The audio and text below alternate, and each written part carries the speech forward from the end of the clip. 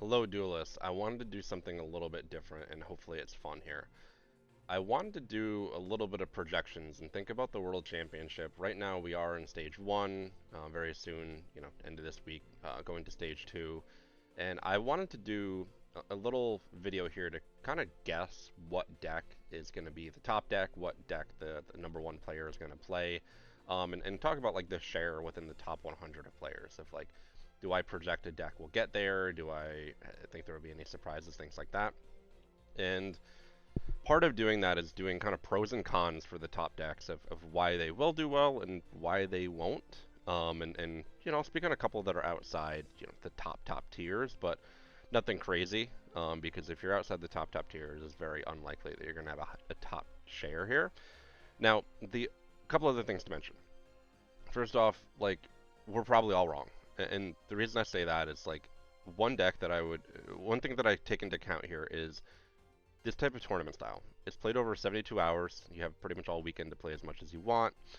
And you do have to think about duel speed. Like, is it a duel that's taking 12 minutes? Is it a duel that's taking 4 minutes? Like, you have decks that are, these duels are ending on like turn 4, turn 3, even turn 2, depending on like what board is set up, and then both players move on and they duel again. Now, you can make up for not as high of a win percentage if you're just dueling more and you're obviously over 50% and can keep just grinding out duels. Or you have a deck that's more of a grinder deck where your win percentage is a little bit higher, but you're spending a lot more time doing it. And I'm going to argue that those decks usually aren't ideal. You'd rather get in and out and just play them because that luck factor, you just want the ability to kind of keep playing duels instead of play a long duel and then end up losing in a kind of coin flip situation. So these faster decks, I think, do get a little bit of an advantage. Now that said, the past two KC Cups have been won by players using Code Talker Alive with kind of a Salomon Great deck, which is a pretty slow deck.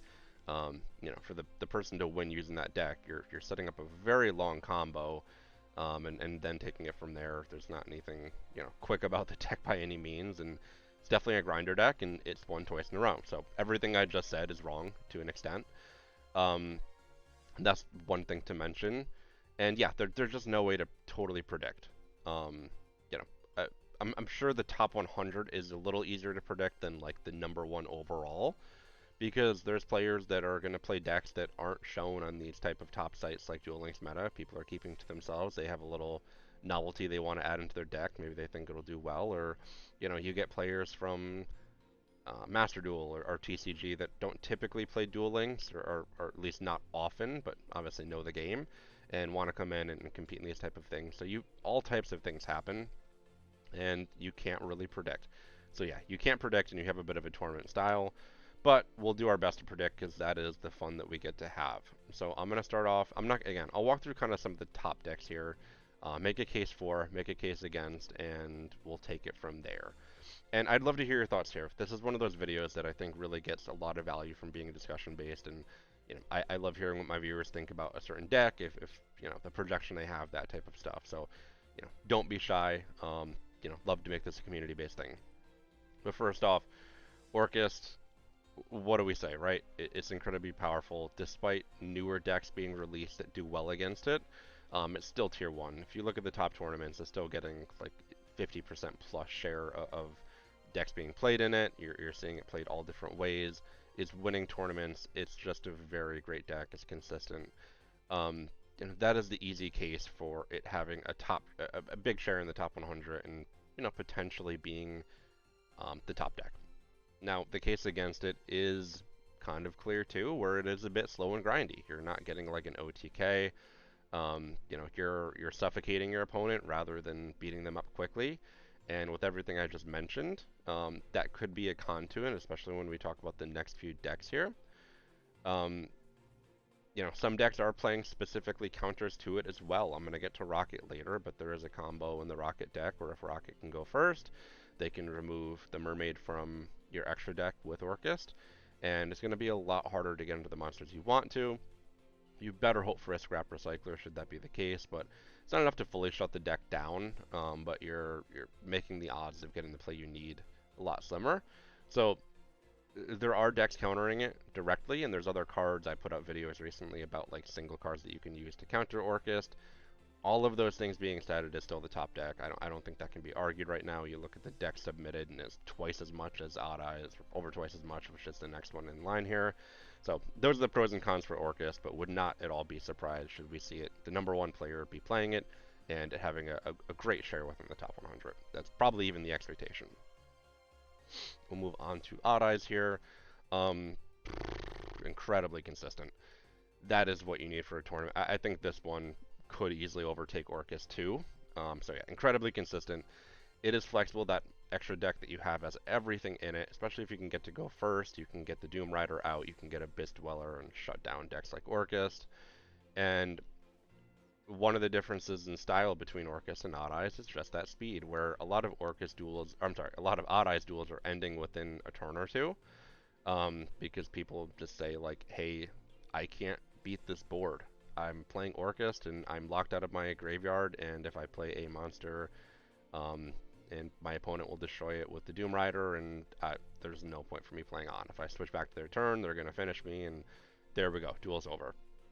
So Odd Eyes and Orcus are really powerful, but one is slow and grindy, and one is very fast and playing short duels. So there we go. Easy argument to make there.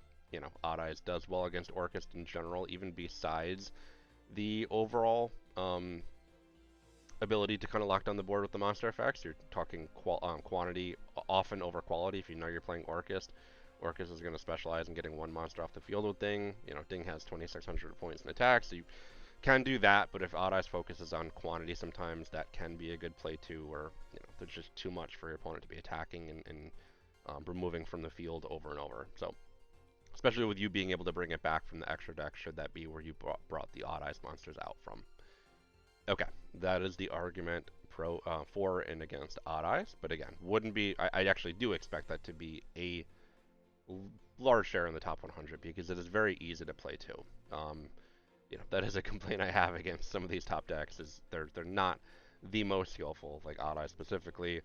You stack a really standard deck, you activate a broken skill, you load your board, and then move on. It is what it is.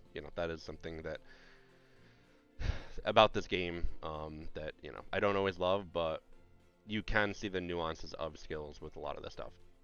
Next up, we do have Speedroid. Just putting out a deck review on this, but it is fast, it is powerful, it stacks up well against the other top decks. You can clear the board really easily against Odd Eyes using the Kite Drake and get that OTK with it. You can also go off against Orcust and you have your Crystal Wing, and you can stop the effect, destroy it, gain the attack power. You can do all those type of things. So it's going to have a share in the top 100 for sure. Now, again, I wouldn't be surprised if Speedroid or Odd Eyes took the #1 spot, just because if it's a player that's going to dedicate their whole weekend to grinding out wins, they're going to play many, many duels, and if you can get a decent win rate, you have a good chance, and it doesn't have to be as high of a win rate as Orcus, because should you be spending the same time in theory as an Orcus player, you can get more wins. This is all projections, I make no promises, but I do think this is a fairly logical standpoint and good way to approach it. Now I think our dark horse here is finishing off that top row at Rocket.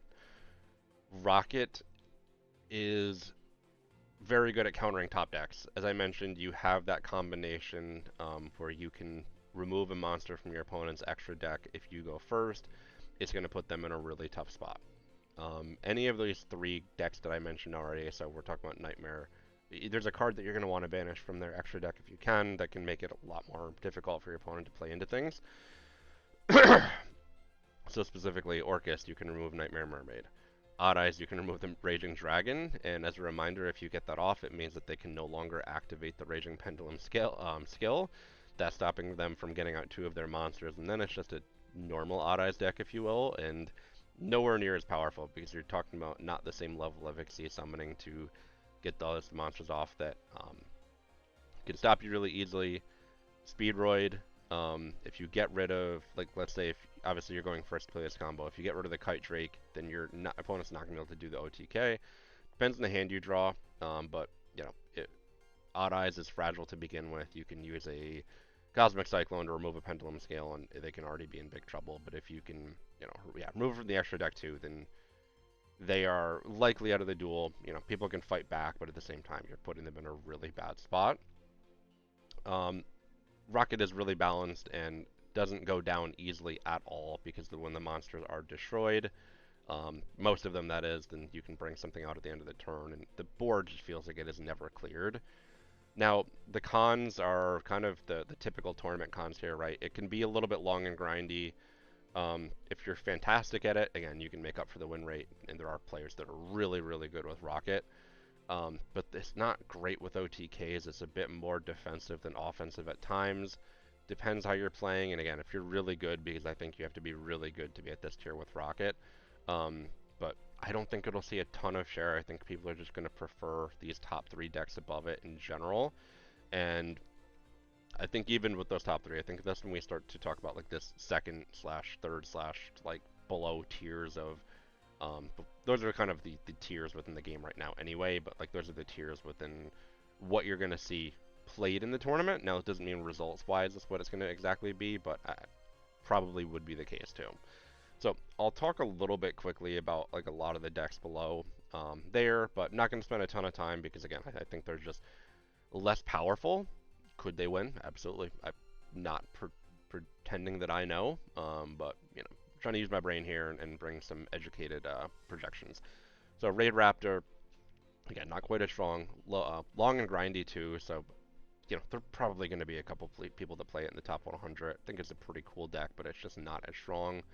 Synchrons, that is usually a variant of Speedroid right now. That's not like the real Synchrons that we were playing, the last KC Cup, anything like that. So I'll kind of bucket that into Speedroid. Maybe we see like 1 or 2 variants in top 100. Chronomaly, long and grindy. I think it's really fallen off since the deck was released with the support with the last box that came out. So, probably don't see a ton of it, and I don't think you see a ton of it now anyway. But maybe if there's a couple people that are really skilled, you get a couple in the top 100. But might not even get that. Resonators, still getting a little bit of play, but I don't think it's by the highest level of player right now, and I think there's just way better options. As always, it can be interrupted. If you have Speedroid, you go first, and you're playing against Resonators, and you get out your Crystal Wing, you can stop the effect, and they can do pretty much nothing. That's always been one of the flaws of those Resonator decks, is if you Book of Moon the right card, if you can stop an effect, like there's one way that the deck is played, and if you stop it, then you win. Pretty simply. Trickstar, I think, is actually like a sleeper a little bit. I don't think would win the whole thing, but I think there are nuances that play well against the meta. If you've noticed, everyone is playing like 2 or 3 versions of Cosmic Cyclone. Trickstar is set up to just punish you slowly and zap your life points. So if you're giving up like 1,000 or 2,000 of your own life points, half of them basically, this could really wear on you quickly. And I think there could be some players that, like, if you're really good with Trickstar, you can counter a lot of decks. Now, again, it is not objectively as strong, but with that strategy, you never know. So wouldn't be shocked. DDD, I'll kind of bucket this in with Sulfur Core right down below it. They're just the inferior pendulum decks right now. They do benefit, I think, for the most part from this tournament style of being quick and looking for a kill within a few turns rather than being grindy and long. So I haven't seen a ton of, well, actually, I haven't seen a ton of play from either of them, but Sulfur Core specifically did really, really well in the last KC Cup, and it's not something you would see a ton of, like, typically through playing like the PvP ladder. But I think typically what that means is you just have top players that are really good with it, can play a lot of duels with it, understand the deck well, and can succeed. So I think that would be another dark horse here. Probably not to win the whole thing, but maybe get like a higher than expected share. It is still listed as tier 3 here, but I think that is fading pretty quickly.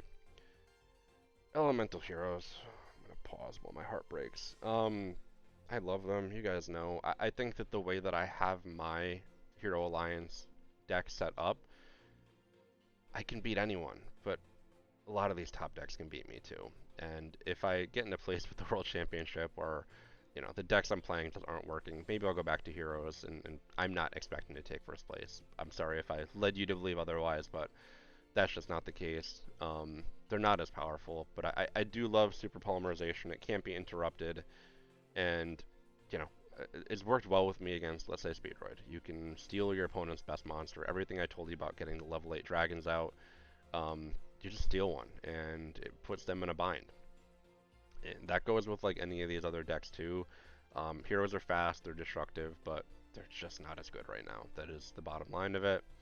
I'll go through a few more. You have elemental heroes and heroes below, and I think that same thing is for both. Gandora is mostly played through Orcust, so I'm just going to bucket that in. You have Orcust broken out in a few different places here, which is sneaky, but um, yeah, don't need to cover them all. So Silph Cord, yep, Starry Night, gotten a little bit of support, but it's slow and grindy. It's not as powerful, and you know, again, maybe you'll get a few decks in the top 100, but not going to be a norm, and more frustrating to play against than good, but you know, it is, for me personally, it gets frustrating to just, even if you're going to win, to just have to play like a 10 plus turn duel regularly against one type of deck. It's like, can we both just get on with our day? This is a tournament, it's long for both of us. Let's just come to an agreement here. So don't expect much from that one. And same thing with Madolche. It did surprisingly well in the last KC Cup because the right people knew exactly how to play it. But I believe the skill that it was using has been nerfed since then, and the share has dropped dramatically. So may not even see this in the top 100, or maybe some people figured out a new way to play it to keep it consistent enough. But we don't expect a ton from those cakes.